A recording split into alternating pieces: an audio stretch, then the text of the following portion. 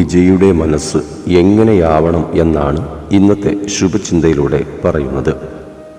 എല്ലാവർക്കും ഇന്നത്തെ പ്രഭാത ചിന്തയിലേക്ക് സ്വാഗതം.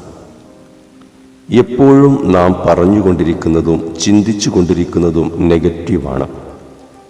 ആ ചിന്തിച്ചു കൊണ്ടിരിക്കുന്ന നെഗറ്റീവ് ചിന്തകൾക്കെതിരെ, ആ ചിന്തകൾക്ക് നേരെ വിപരീതമായ ചിന്തകൾ നിരന്തരം മനസ്സിൽ നിറച്ചു കൊണ്ടേയിരിക്കാൻ ശ്രദ്ധിക്കുക. മറ്റുള്ളവരുമായി താരതമ്യം ചെയ്യുന്ന ശീലമുണ്ടോ എങ്കിൽ അത് ഉപേക്ഷിക്കുക. കാരണം ലോകത്തിലെ ഏറ്റവും ഉപയോഗശൂന്യമായ ശീലമാണ് താരതമ്യം എന്ന് പറയുന്നത്.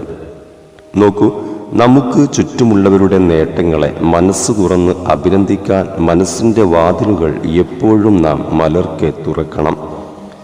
ഇന്നേവരെ നമ്മുടെ ജീവിതത്തിൽ സംഭവിച്ചതെല്ലാം നമ്മുടെ നന്മയ്ക്കാണെന്ന് ഉറച്ച് വിശ്വസിക്കുക.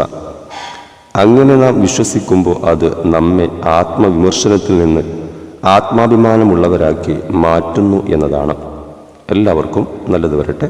ശുഭദിനം നേർന്നുകൊണ്ട് സ്നേഹത്തോടെ ഹുസൈൻ മൂർക്കനാട്.